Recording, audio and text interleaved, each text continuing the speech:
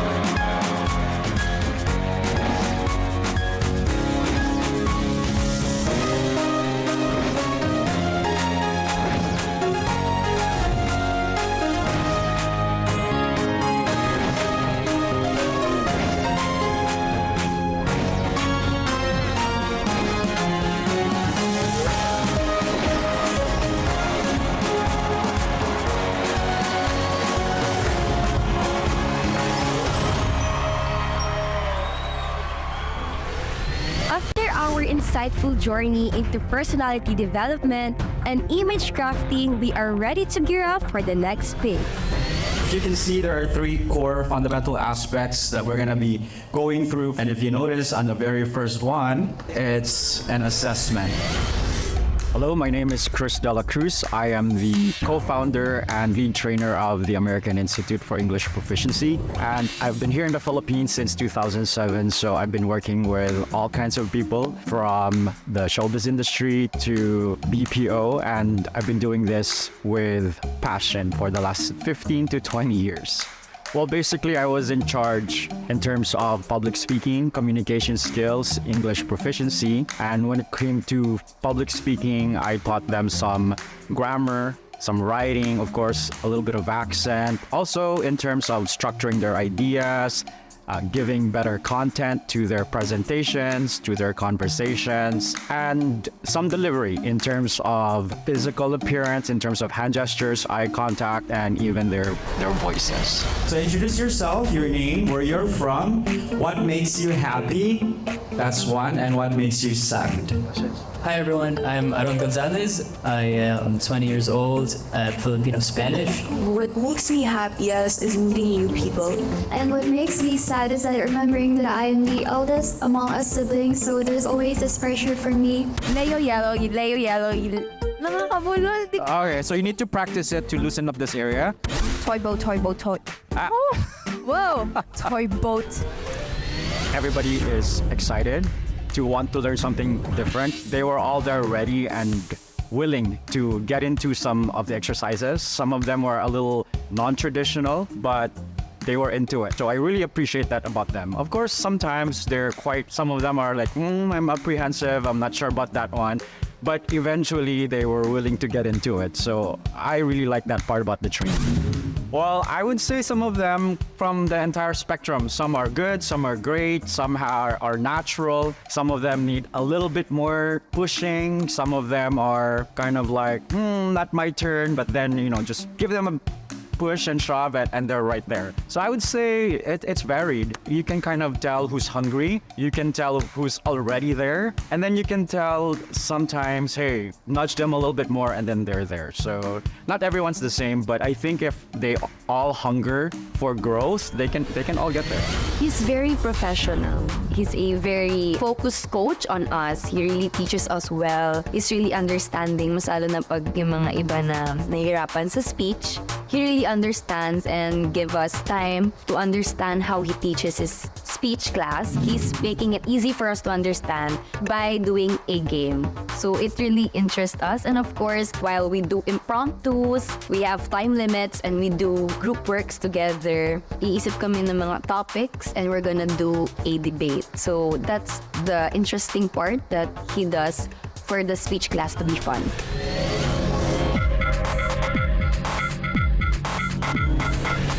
Nick Reyes.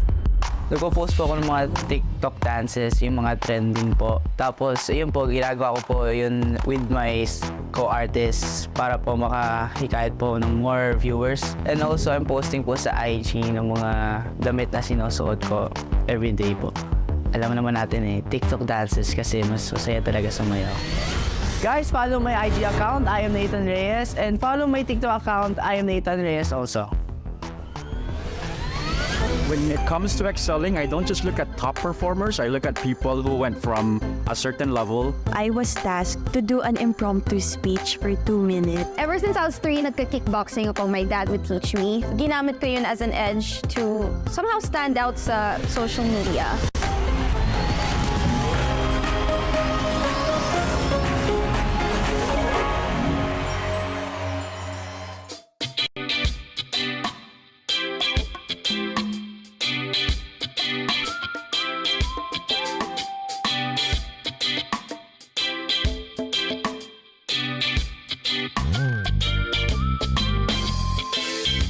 Kalmahan mo lang, ha? Baka mamaya maglulupasay ka pa. Tara, pag-usapan natin. Yan si Irish Liberica, ang panganay na anak ni Don Julio Liberica. Ilayo niyo sa akin to. Ilayo niyo. Hindi na yun nakapag-asawa. Ayan naman si Sino Liberica, ang bunsong anak, kung ano-anong racket ang pinasok. Talagang gipit na gipit lang ako eh. Kakabugbugin ako nung pinagkakautangan ko eh. Ayan naman si Mac Liberica, panganay sa pangalawang asawa ni Don Julio. Itigil ang libing! Itigil! Hindi. Itigil! Hindi. Let's get together. Sunday 25. Sunday 25. May kayamanan sa goodwill. Gusto nyo bang mahukay ang katotohanan? Huwag palampasin ang kapanapanabik na mangyayari sa barkadahang minahal nyo na. Goodwill Season 3? Tuwing Sunday yan ha, alas 4 ng hapon. Dito lang sa Net 25. Let's get together. Sunday 25. Sunday 25.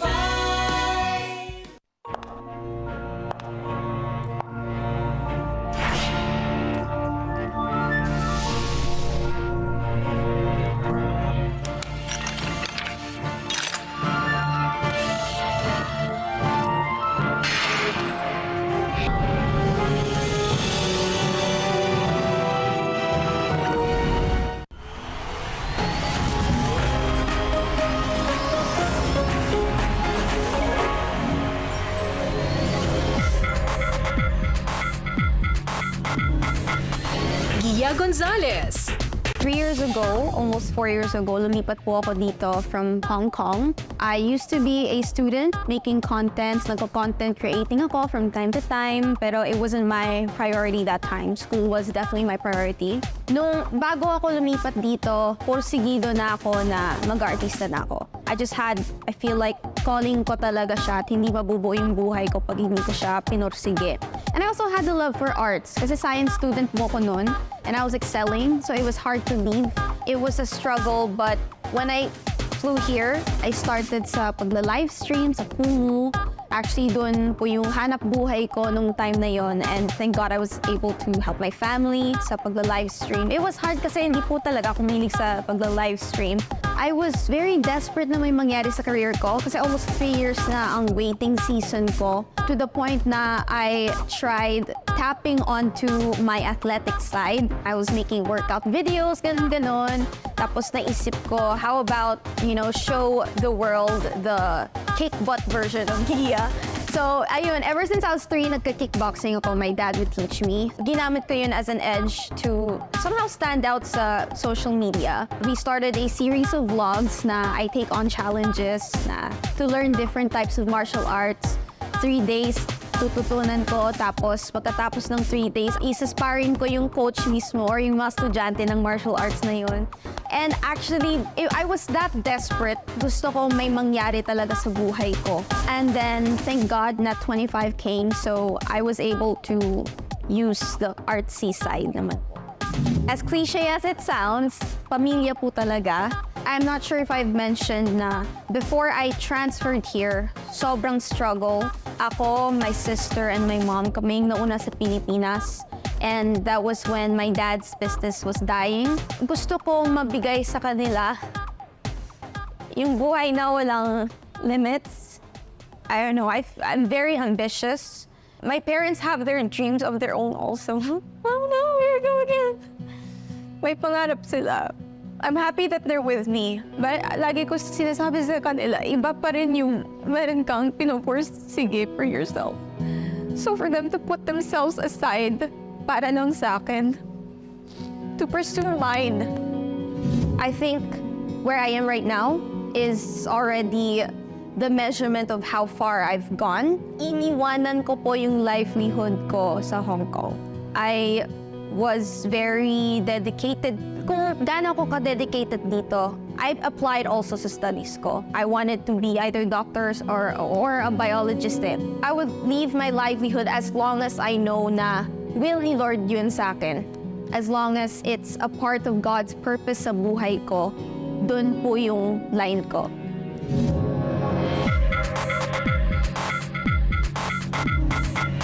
The road to Starkada, hindi madali, pero patuloy namin pagpupursigihan.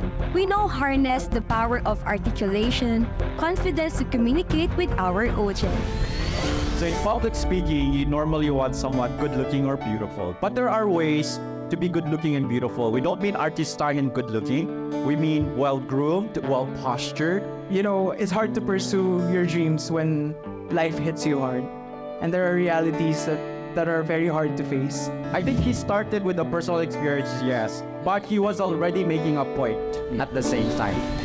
For public speaking-wise, the memorable ones for me, Gia, she was right there at the top of the game. Aaron was also right there. There were some who didn't take the entire course because they kind of came in halfway through, like Patrick.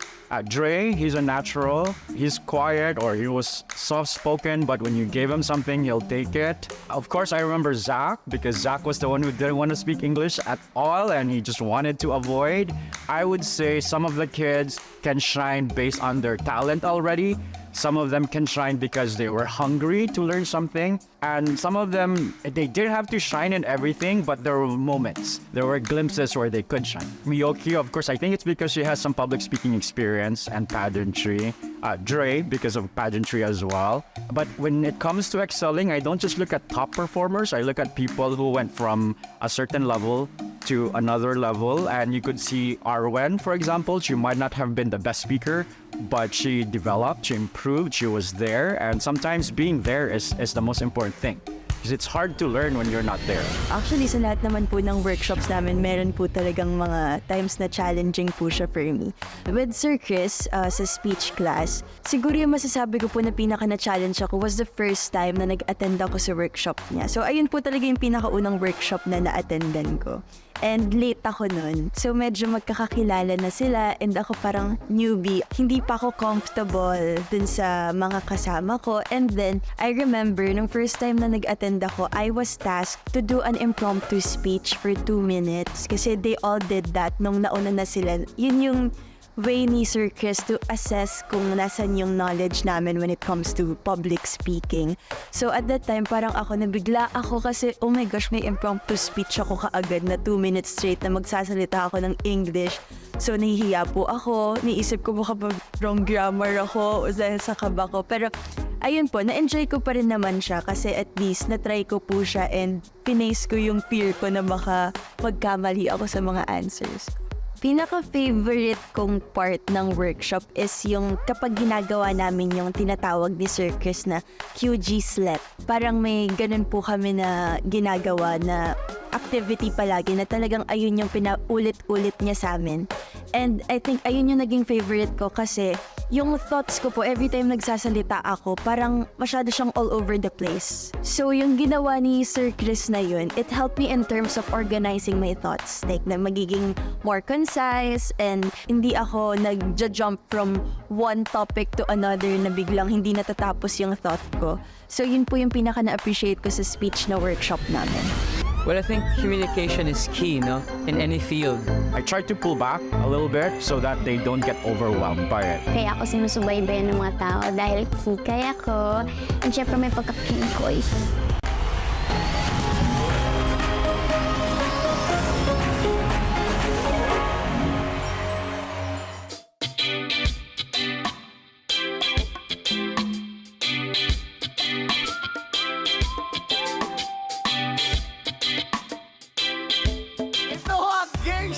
Na kailangan handa kang lumaban sa isip at sa salita at sa gawa dahil pag meron ka niyan, yak!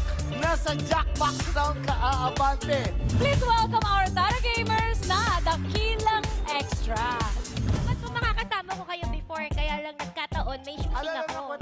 Kinlaim ko na may susunod pa and this is the susunod po. Kung mayroong 60 minutes sa isang oras, ilang minuto naman meron sa isang linggo? Ano nangyayari? Mixing, bias po. Kasi pa ng baliso mo eh. And this is Tara Game! Level up!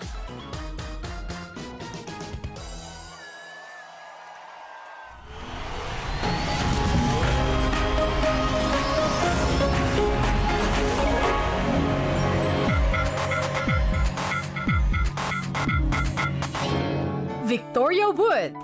Isa lang po akong normal na estudyante, grade 7 lang po ako. And meron po akong banda which is named Duels. Ang pinagkakaabalahan ko lang po nun is nagpipaint lang po ako, kumakanta-kanta po ako, and medyo nawalan po ako ng hope po na sundan po yung apak ng dad ko. Kasi nga po, syempre po, nawala po siya. Parang sino po magagahid sa akin sa showbiz kung papatuloy ko po. Hanggang po sa naalala ko po yung mga moments po namin ng dad ko, ano na lang iisipin niya kapag di ko tinuloy ito, yung pangarap po namin itong magpamilya. Kami po ni Mami, sinusuportahan niya po ako sa lahat po ng gusto ko.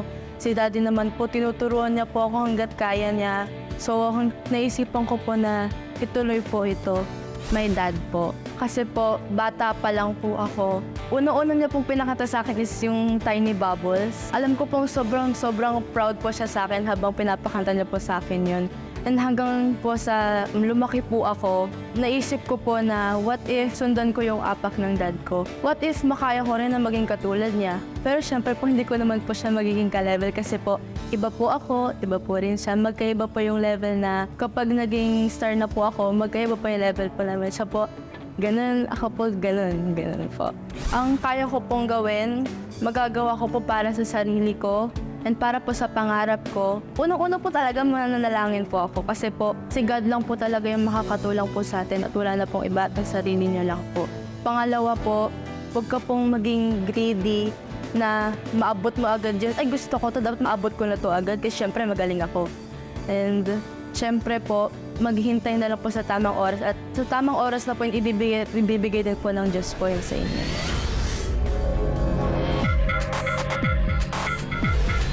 So Aaron told me that he thought he already knew the fundamentals, but when he was learning, there was so much more lessons learned in terms of structuring your speech, in terms of delivery, in terms of connecting with your audience. So It's different when you're acting. It's also different when you're giving a presentation because you have to talk to your fans, you have to talk to the vendor, you have to talk to the client. They had to learn different strategies and many of them actually implemented some of those techniques. When it came to implementing structures and content, I would say Aaron, Gia. In fact, on the last day, Dana, Aaron, they were, my team said, oh, they're really, really good. They could actually start training their colleagues because you don't have to be an expert trainer to inspire someone. You just have to kind of be a little better than the others and you could share what you know with others. Well, I think communication is key, in any field.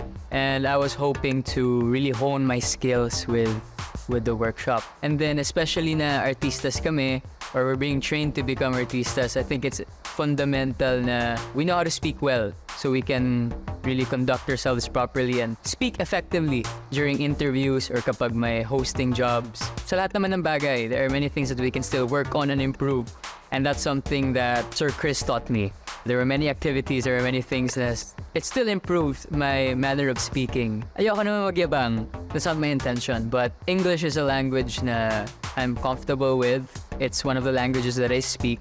Well, I know na I'm confident when I speak English. But then again, as I said, my English isn't necessarily perfect. There are still so many things that I learned from Sir Chris and I really appreciate yung naging workshop sa speech. I would say the hardest part was getting people together at the same time. There are so many of them. Normally a class is a smaller class.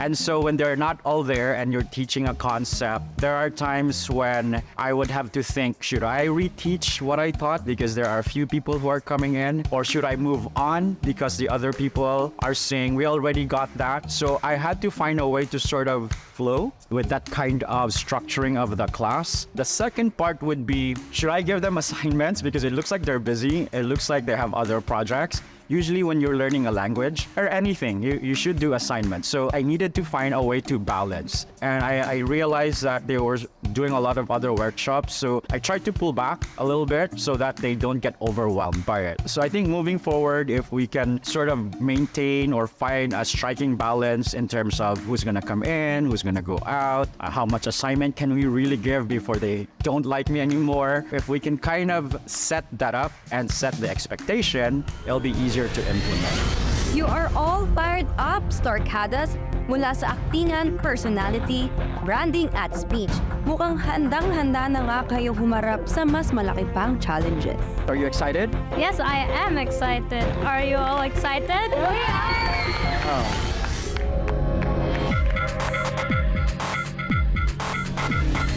Dana Davids. As a content creator, I think kaya ako sinusubaybayan ng mga tao dahil kikay ako and syempre may pagka-kingkoy. I do love posting aesthetic photos on Instagram because for me, Instagram is like a museum. You see things that you want to aspire to become. It's relatable in a way that you want to aspire to become the people that you see on Instagram. But there is a certain joy and freedom that comes with posting kwentuhan and posting raw, authentic reactions on TikTok. So I do enjoy that a lot because it feels like I'm only talking to my friends and I can show my true self without thinking too much about what other people think. Hi, hello everybody! Ako po si Dana Davids, ang kikay fashionista ng Starkada. So, baybayan niyo po ang aking storya, makipagkwentuhan at makipagkulitan po kayo sa akin. Mag-makeup tayo at makipagkengkoyan tayo on my social media accounts. You can follow me on Instagram, that's at DanaDavids_. And on TikTok, that's Dana Davids. See you there, guys! So, baybayan niyo po ang aking storya. We learned public speaking. What is your voice? What is your say? Isa lang pong pinagkakabalan ko, ay maging sikat na artista pa rin po. I'm a ballet dancer and I teach basic steps, beginners for babies.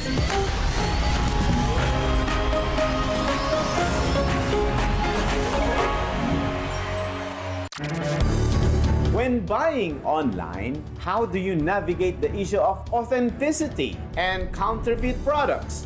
In part 2 of our discussion with DTI Undersecretary Jean Pacheco, she disses out her department's initiatives to together with the advocacy on intellectual property ownership on protecting consumers from counterfeit products.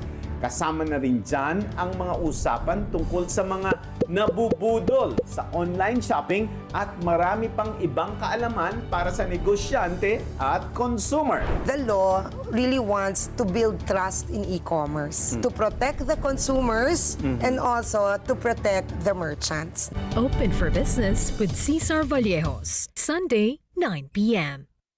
Let's get together. Sunday 25. Sunday 25.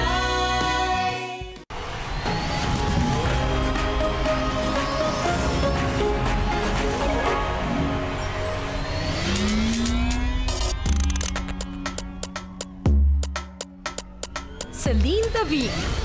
Bago po maging Starkada artist, isa lang po ang pinagkakabalan ko, ay maging sikat na artista pa rin po. Meron po mga times na pupunta po kami sa VTR. Yun lang po talaga pinagkakabalan ko since I was 7 years old. Alam ko na po anong goal and pangarap ko po sa buhay. And kung ano po yung nagpapasaya sa akin while working and helping my family. Siyempre may mga gastos po doon. Kahit commute po, malaki pa rin po yun. Ang ginagawa ko po, kasi sa Makati pa rin po nag-aaral. Kasi doon po malapit yung office ng mom ko po. So, everyday po yan from Cavite. Biyahe po kami, commute kami 4 a.m. sa Makati. Magbebenta po ako ng ballpen, mga classmate ko po. Pag hindi po ballpen, ang ibibenta ko po, Graham balls. Number 1 na nag-inspire po sa akin, mama ko po. And to make my family happy. And I'm happy as well while doing so. That's why po yun yung maganda po. While you're happy doing it, you're making your family happy. And you're making people happy. Sinishare niyo po yung talent niyo. Tinatandaan ko po yung sinasabi ng younger self ko. Bakit ko po ito sinumulan? And dito na po ako. Tutuloy-tuloy ko na po kasi ito na rin po yung magpapasaya sa akin and sa family ko po. Especially my mom kasi siya po yung nandyan through my ups and downs sa acting career po. Focus and hard work, dedication, and passion. Kapag nagsama-sama lahat po yan, yun na po, pwede mo po yun ma-reach yung elusive stardom. Never give up and manalig po. Kasi siya po ang makakatulong din po sa akin. I've always seen that those who truly succeed are those who are grateful. So stay grateful. Don't think that you're always going to be better or the best. Be thankful to those who are helping you. That's number 1. Number 2, stay hungry. Yes, you might have achieved a role or a certain level, but growth is never ending. So once you stop growing, it's like you die or you become complacent. So yeah, there are moments of rest, moments of relaxation, moments to enjoy, but sooner or later you have to want more, you have to grow again. And lastly, speak your voice. We learned public speaking. What is your voice? What is your say? Who are you? Are you gonna be like everybody else, or are you gonna be someone with a different kind of voice, something different to offer? So I would say those are my top 3 advice for the Starkada.